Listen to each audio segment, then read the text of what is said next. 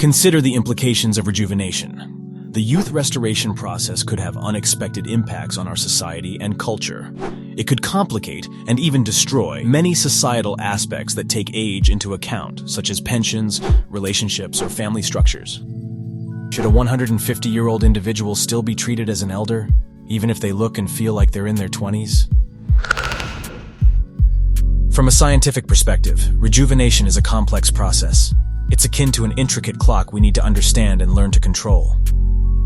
You probably recall from school that our human body is built from cells. Each of these cells contains a nucleus, which directs our biological functions. Inside the cell nucleus, there is a complex structure called chromosomes, carriers of our DNA, which essentially serves as a blueprint for everything happening within our bodies. Chromosomes are ended by something we call telomeres. It is the shortening of these telomeres that is responsible for our cells aging. Telomeres play a crucial role in the DNA replication process, which is necessary for cell division. During each cell division, telomeres shorten. This is a normal process occurring in our cells and is one of the factors contributing to aging. When telomeres become too short, the cell stops dividing and enters a state called apoptosis. In other words, it dies. Without telomeres, the ends of chromosomes could be damaged during replication, ultimately leading to the destruction of our genes. However, there is an enzyme called telomerase, which can extend telomeres, reversing their shortening process. It's active in certain types of cells, such as ovary cells. In theory, activating telomerase could halt, even reverse, the aging process at the cellular level. Yet scientists face a significant challenge. Telomerase, although crucial to the rejuvenation process, also has a dark side. It is highly active in cancer cells, aiding in their uncontrollable proliferation. This delicate balance must be achieved, activating telomerase for rejuvenation purposes without inducing cancerous diseases. It should be emphasized that even if restoring youth becomes possible, it won't be a magic solution to all problems. It might even create more issues than it solves. After all, rejuvenation sounds like something from a science thriller, but it's real science, currently being researched in labs worldwide. The youth restoration process might also carry unexpected health risks. Our biology isn't adapted to an endless cycle of youth. How would our bodies react to such a drastic change? What could be the long-term effects? Rejuvenation might also impact our society and culture in unexpected ways, forcing us to redefine many aspects of life that have been taken for granted until now.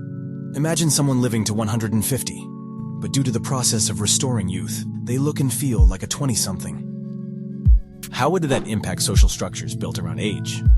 The pension system assumes that after a certain age you stop working and start drawing a pension. But if you physically and mentally feel young, would you want to retire at all? And what about employers who might expect you to continue working because your body and mind are capable? Moreover, working for 150 years might also pose a huge burden on our psyche.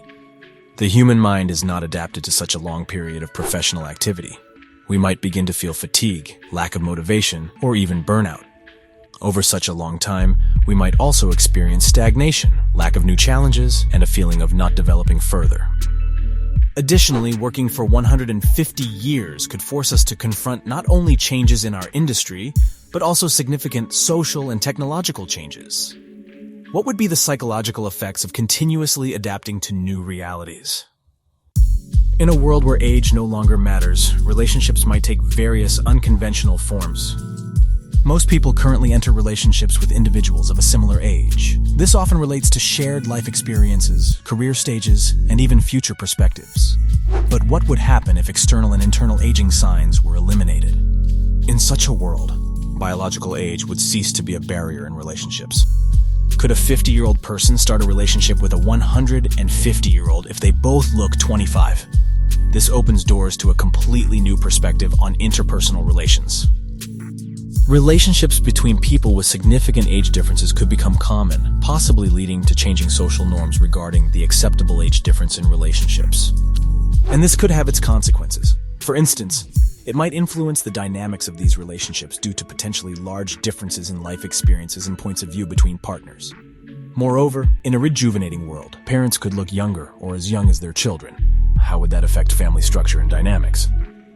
Would children accept parents who appear as young or even younger than them? What impact would this have on the respect and authority typically attributed to older family members?